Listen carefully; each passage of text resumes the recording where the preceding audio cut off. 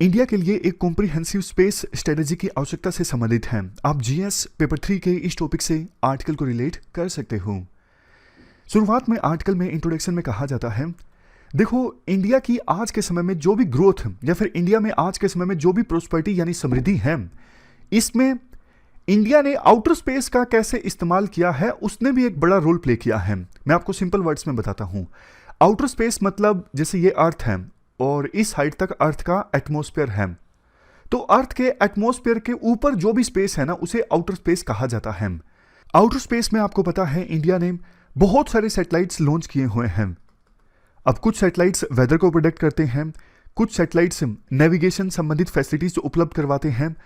तो ये सारी जो एप्लीकेशंस है ना सैटेलाइट्स की, इन एप्लीकेशंस ने देश की ग्रोथ एंड प्रोस्पेरिटी में बड़ा रोल प्ले किया है, ये राइटर बोलना चाहते हैं। और आज के समय में जो स्पेस सेक्टर काफी ज्यादा ग्रोथ विटनेस कर रहा है ना, इसमें आज के समय में विभिन्न देशों की गवर्नमेंट्स का रोल कम है बल्कि प्राइवेट कंपनीज का रोल ज्यादा है। जैसे इलोन मस्क की कंपनी है स्पेसएक्स, अमेजोन, ये सब आज के समय में आउटर स्पेस को बढ़िया ढंग से एक्सप्लोर कर रहे हैं। जबकि कोल्ड वॉर के दौरान तो हमने देखा विभिन्न देशों की सरकारों के बीच एक प्रकार से जंग थी, कंपटीशन था स्पेस सेक्टर में आगे निकलने का। लेकिन आज के समय में जो एज है ये सेकंड स्पेस एज है, इसमें विभिन्न देशों की सरकारें नहीं बल्कि प्राइवेट कंपनीज आपस में कंपटीशन कर रही हैं कि किस प्रकार से आउटर स्पेस को अच्छे से यूटिलाइज किया जाए। ऐसी सिचुएशन में एक इंपॉर्टेंट प्रोविजन इंटरनेशनल लॉज में देखो ये है, एग्जांपल की सहायता से बताता हूं। मान लीजिए इंडिया से किसी इंडिया की प्राइवेट कंपनी ने ना सैटेलाइट लॉन्च किया, लेकिन अनफॉर्चुनेटली वो सैटेलाइट जो है किसी दूसरे देश में जाके गिर गया, तो फिर इस मामले में जो जिम्मेदारी है ना वो इंडिया की सरकार की होगी, क्योंकि इंडिया की प्राइवेट कंपनी ने इंडिया की धरती से उस सैटेलाइट को लॉन्च किया था। तो देखो ऐसी सिचुएशन को टैकल करने के लिए ना इंडिया को अपनी एक कॉम्प्रिहेंसिव स्पेस स्ट्रेटेजी डिफाइन करने की आवश्यकता है। विभिन्न देश जैसे यूके, चाइना, इवन नाटो, इन देशों ने स्पेस सेक्टर से संबंधित अपना अपना जो स्ट्रेटेजिक डॉक्यूमेंट है ना, जिसे इस आर्टिकल में स्ट्रेटेजिक पब्लिकेशन के नाम से पुकारा जाता है, वो रिलीज किया है। बट अनफॉर्चुनेटली इंडिया ने अभी तक अपनी कॉम्प्रिहेंसिव स्पेस स्ट्रेटेजी को पब्लिश नहीं किया है। अगर देखो इंडिया अपनी कॉम्प्रिहेंसिव स्पेस स्ट्रेटेजी को रिलीज करता है ना, तो वर्ल्ड के दूसरे देशों को, वर्ल्ड की ऑर्गेनाइजेशंस को, इंटरनेशनल ऑर्गेनाइजेशंस को साफ तौर पर यह पता लग जाएगा कि इंडिया का जो स्पेस प्रोग्राम है वो किस डायरेक्शन में आगे बढ़ रहा है। तो इन्वेस्टर्स का भी भरोसा आएगा इंडिया के स्पेस प्रोग्राम में, इन्वेस्टमेंट आ सकेगी, और इसके साथ साथ इंडिया दूसरे देशों के साथ स्पेस सेक्टर में कोऑर्डिनेट कर सकेगा, इवन इंटरनेशनल ऑर्गेनाइजेशंस के साथ भी कोऑर्डिनेट कर सकेगा। तो समय आ गया है कि अब इंडिया स्पेस सेक्टर से संबंधित अपना कॉम्प्रिहेंसिव स्ट्रेटेजिक डॉक्यूमेंट जो है वो रिलीज करें, जिसमें इंडिया की अचीवमेंट्स हों, प्रोस्पेक्ट्स हों, इंडिया का स्पेस प्रोग्राम की ब्रॉड डायरेक्शन क्या है, वो सब चीजें हों। इसके बाद आर्टिकल में कहा जाता है, वैसे तो देखो सरकार ने हाल ही में डिफेंस स्पेस एजेंसी और डिफेंस स्पेस रिसर्च ऑर्गेनाइजेशन यानी डीएसए और डीएसआरओ, इन दो ऑर्गेनाइजेशंस को सेटअप किया, लेकिन सरकार ने साफ तौर पर यह नहीं बताया कि इन ऑर्गेनाइजेशंस का मेन काम क्या होगा, मेन मैंडेट क्या है, गोल क्या है, किस डायरेक्शन में ये ऑर्गेनाइजेशंस काम करेंगी, सरकार ने क्लियरली नहीं बताया है। लेकिन आर्टिकल में कहा जाता है, कुछ मीडिया रिपोर्ट्स के अनुसार जो डीएसए ऑर्गेनाइजेशन है ना, यानी डिफेंस स्पेस एजेंसी, इसको काम दिया गया है उन टेक्नोलॉजीज को एक्वायर करना जिनकी सहायता से इंडिया को जो थ्रेट्स है ना, उन थ्रेट्स को इवेल्युएट किया जा सके। समझ गए? मतलब इस एजेंसी का काम होगा उन टेक्नोलॉजीज को एक्वायर करना जिनकी सहायता से सरकार जो थ्रेट्स हैं इंडिया को, उन थ्रेट्स को इवेल्युएट करे और इंडियन फोर्सेस के जो ऑपरेशंस है ना, चाहे वो स्पेस में, लैंड में, सी में, एयर डोमेन में, हर एक डोमेन में इंडिया के जो ऑपरेशंस हैं उनकी इफेक्टिवनेस को इंक्रीज करना। ये जो एजेंसी होगी डिफेंस स्पेस एजेंसी, इसमें तीनों फोर्सेस से रिप्रेजेंटेशन होगी, आर्मी से, एयरफोर्स से और नेवी से। राइटर कहते हैं, देखो इस प्रकार की एजेंसी सेटअप करना अच्छी चीज है, बट अभी तक आपने इस स्पेस एजेंसी का clear charter, clear mandate, clear goal नहीं बताया है। अगर आप क्लियर एक नेशनल स्ट्रेटेजिक पब्लिकेशन रिलीज करते हो ना, तो जो नई नई स्पेस की कंपनीज हैं वो ऐसी टेक्नोलॉजीज इंडिया को प्रोवाइड कर सकते हैं जिनकी इंडिया को आवश्यकता है। इसके साथ साथ इन्वेस्टर्स भी इंडिया में ज़्यादा अच्छे ढंग से इन्वेस्ट कर सकते हैं।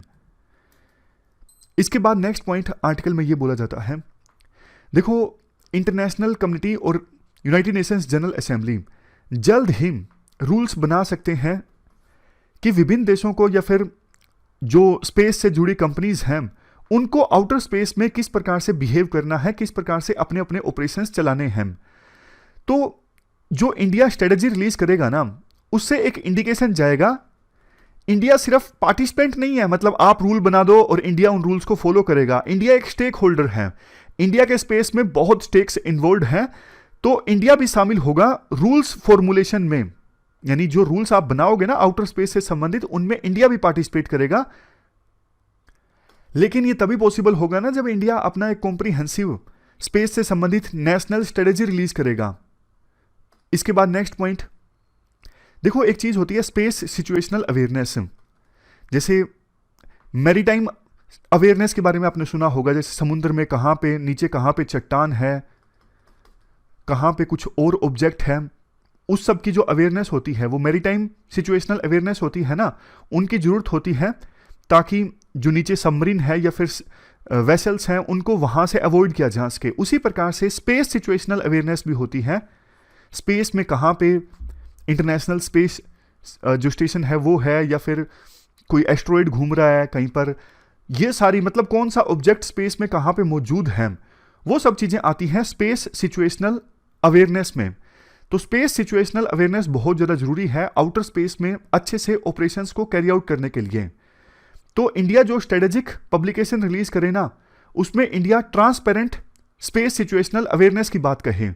स्पेस सिचुएशनल अवेयरनेस की सहायता से ना सिर्फ देखो इंडिया अपनी कैपेबिलिटीज को और ज़्यादा मजबूत बना सकता है, चाहे वो डिफेंस के डोमेन में हो या फिर कॉमर्शियल स्पेस में हो।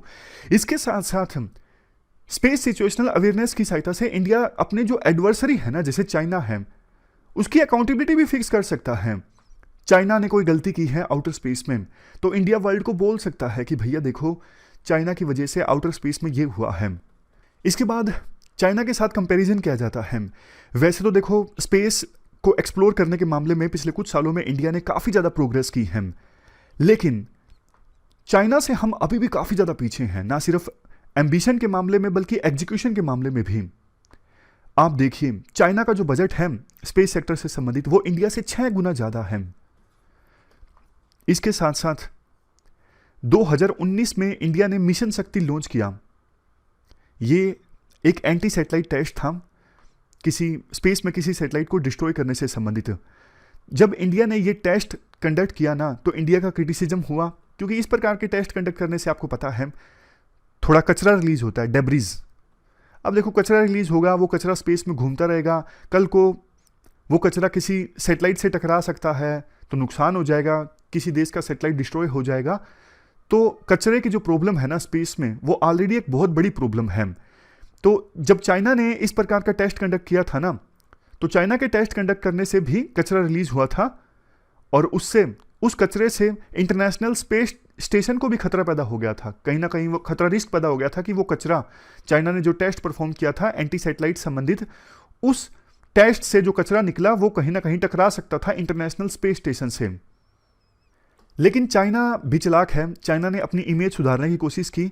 हाल ही में चाइना ने ना अपना एक वाइट पेपर रिलीज किया स्पेस से संबंधित, जिसमें उसने बताया कि हम एक रिस्पॉन्सिबल प्लेयर हैं स्पेस सेक्टर में, और हम स्पेस में जो डेब्रिज है ना, कचरा है, वो कम करना चाहते हैं। तो चाइना ने तो अपना स्ट्रेटेजिक पेपर रिलीज कर दिया। इंडिया ने अभी तक अपना स्ट्रेटेजिक पेपर जो है वो रिलीज नहीं किया है। वैसे हमारे पहले जो इसरो चेयरमैन थे के सिवन, इन्होंने ये बोला था कि इंडिया उन टेक्नोलॉजीज पर काम कर रहा है जिनकी सहायता से स्पेस में कचरे को खत्म किया जा सके, जैसे सेल्फ हीटिंग रॉकेट ने सैटेलाइट को लॉन्च कर दिया, सैटेलाइट ऑर्बिट में आ गया। उसके बाद जो रॉकेट है ना, वो अपने आप को खा लेगा, अपने आप को डिस्ट्रॉय कर देगा, ताकि उसका कचरा जो है वो घूमता ना रहे। इसके अलावा सेल्फ वेनिशिंग सैटेलाइट की जब लाइफ पूरी हो जाती है ना, वो सैटेलाइट भी अपने आप को कंज्यूम कर ले। या फिर robotic arms to catch the space debris, मतलब रोबोट वाले हाथ स्पेस में जो कचरा घूम रहा है उसको पकड़ ले और स्टोर कर लें। ऐसे ऐसे इनिशिएटिव्स पर इंडिया काम कर रहा है, ये हमारे इसरो के चेयरमैन ने बोला था। लेकिन आप ये चीजें बोलो ना अपने स्पेस पेपर में। जब इंडिया कोई स्ट्रेटेजिक डॉक्यूमेंट रिलीज करेगा स्पेस सेक्टर से संबंधित, तो उसमें इंडिया जब इन सभी इनिशिएटिव्स के बारे में बोलेगा तो ज्यादा असर पड़ेगा। नेक्स्ट पॉइंट, इंडिया जो अपना ये कॉम्प्रिहेंसिव स्पेस स्ट्रेटेजी डिक्लेयर करे ना, उसमें एक पॉइंट इस पर भी ध्यान दे। जैसे यूके है, यूके की जो स्ट्रेटेजी है ना स्पेस से संबंधित, उसमें उन्होंने बोला है कि अगर किसी दुश्मन देश ने यूके के इस सैटेलाइट को, फॉर एग्जांपल वेदर को ऑब्जर्व करने वाले सैटेलाइट को नुकसान पहुंचाया, तो उसकी वजह से यूके की इकोनॉमी को इतना ज्यादा नुकसान पहुंचेगा। इंडिया भी इस प्रकार से चीजें बता सकता है अपनी कॉम्प्रिहेंसिव स्पेस स्ट्रेटेजी में कि अगर किसी दुश्मन देश ने हमारे स्पेस प्रोग्राम को डिसरप्ट करने की कोशिश की तो देश की इकोनॉमी को इतना नुकसान पहुंच सकता है। इससे फायदा क्या होगा? इससे देखो इंडिया जो है ना अपने स्टेक्स कम्युनिकेट कर रहा है कि स्पेस सेक्टर में हमारे कितने स्टेक्स हैं, ताकि दुश्मन देश को बताया जा सके पहले ही कि आपका जो एक्शन है ना वो कितना ज्यादा सीरियस है, उसको रिटालिएट करेंगे, उसका जवाब हम देंगे। ये इंडिया पहले से कम्युनिकेट करके रखे। नेक्स्ट पॉइंट, इंडिया ने देखो हाल फिलहाल में मैन स्पेस फ्लाइट पर काम किया है, अभी तक लॉन्च नहीं हुई है, लेकिन जल्द ही India man space programme launch करेगा जिसका नाम है गगनयान मिशन। समझ रहे हो? मतलब गगनयान मिशन पर काम चल रहा है, अभी ये लॉन्च नहीं हुआ है, जिसकी सहायता से इंडिया ह्यूमन बींग्स को भेजेगा स्पेस में। बट राइटर कहते हैं देखो ये जो गगनयान मिशन है ना, इसमें तो इंडिया से ह्यूमन बींग्स जाएंगे स्पेस में और वापस आ जाएंगे, लेकिन अब इंडिया को काम करना चाहिए कि सस्टेन्ड रूप से इंडिया की ह्यूमन प्रेजेंस हो स्पेस में। जैसे यूके के एस्ट्रोनॉट्स हैं, वो कई बार लगातार बहुत सारे दिनों तक इंटरनेशनल स्पेस स्टेशन या फिर दूसरी जगहों पर मौजूद रहते हैं। तो इंडिया को अब आगे इस एस्पेक्ट पे काम करना चाहिए, ना सिर्फ इंडिया से जो एस्ट्रोनॉट्स हैं वो जाएं स्पेस में, बल्कि वहां पर बहुत दिनों तक मौजूद भी रहें। ऐसा नहीं कि सिर्फ एक चक्कर काट के वापस आ गए, वहां पे लगातार आप मौजूद रहो, चीजों को ऑब्जर्व करो, जैसे कि यूएसए और चाइना जैसे देशों के एस्ट्रोनॉट्स मौजूद रहते हैं। इसको आप बोल सकते हो सस्टेन्ड ह्यूमन प्रेजेंस, यानी लगातार ह्यूमन प्रेजेंस मौजूद रहे। नेक्स्ट पॉइंट है, इंडिया को अब नियर अर्थ ऑब्जेक्ट्स से डिफेंस पर फोकस करना चाहिए। नियर अर्थ ऑब्जेक्ट्स जैसे देखो कोई एस्ट्रॉइड्स हैं, कोमेट्स हैं या फिर मीटियोरॉइड्स हैं, ये कई बार अर्थ से टकरा जाते हैं ना, या फिर रिस्क पैदा हो जाता है, तो उनसे अर्थ के प्लेनेट को कैसे डिफेंड किया जाए, इस एस्पेक्ट पर, इस एरिया पर अब इंडिया को काम करना चाहिए। नेक्स्ट देखो चाइना तो अब अपना खुद का स्पेस स्टेशन लॉन्च करने वाला है और उसका पहला मॉड्यूल तो चाइना ने ऑर्बिट में डाल भी दिया है। चाइना का जो स्पेस स्टेशन होगा उसका नाम होगा Tiangong space station. But India अब अभी फिलहाल इस मामले में काफी पीछे है, तो इंडिया को इंटरनेशनल कोऑपरेशन की आवश्यकता है खुद के स्पेस स्टेशन को इस्टेब्लिश करने के लिए। ये क्वेश्चन भी यूपीएससी ने मेंस में पूछा था, भाई इंडिया खुद का स्पेस स्टेशन जो है वो कैसे लॉन्च कर सकता है या फिर क्या प्रोस्पेक्ट्स हैं, ऐसा क्वेश्चन यूपीएससी ने पूछा था। नेक्स्ट पॉइंट, चाइना नियर अर्थ ऑब्जेक्ट्स है, ये जो एस्ट्रॉइड्स, मीटियोरॉइड्स, इनसे सुरक्षा के लिए अपना डिफेंस सिस्टम प्रिपेयर कर रहा है। अगले 5 सालों में ये चाइना का बन जाएगा, लेकिन अभी इंडिया इस मामले में काफी ज्यादा पीछे है। अभी देखो ये तो साफ नहीं है कि जो ये नियर अर्थ ऑब्जेक्ट्स हैं, एस्ट्रॉइड्स वगैरह, इनसे बचने के लिए चाइना जो डिफेंस सिस्टम प्रिपेयर कर रहा है वो कैसा होगा।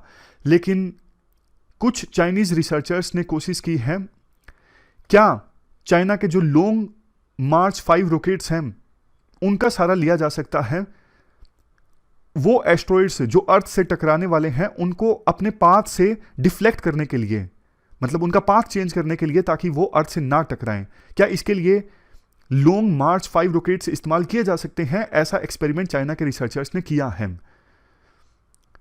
तो देखो चाइना ने ये सब चीजें बताई हैं, जो लेटेस्ट उन्होंने व्हाइट पेपर रिलीज किया है स्पेस सेक्टर से संबंधित। लेकिन बात वही है ना, इंडिया ने अभी तक अपना कोई कॉम्प्रिहेंसिव स्पेस स्ट्रेटेजी तो रिलीज की नहीं है और इंडिया का ऐसा कोई प्लान भी नहीं है। बट इंडिया को दूसरे देशों के साथ कोऑपरेट करना चाहिए इस दिशा में। ये जो चीज है ना प्लेनेटरी डिफेंस, नियर अर्थ ऑब्जेक्ट से प्लेनेट को डिफेंड करना, ये काफी इंपॉर्टेंट इशू है। इस पर इंडिया को बाकी देशों के साथ कोऑपरेट करना चाहिए। तो ये सारी बातें इंडिया को ध्यान देने की आवश्यकता है जब इंडिया अपना एक कॉम्प्रिहेंसिव स्पेस स्ट्रेटेजी संबंधित जो डॉक्यूमेंट है वो रिलीज करें। ये पूरा आर्टिकल हमने डिस्कस किया, चलते हैं आगे।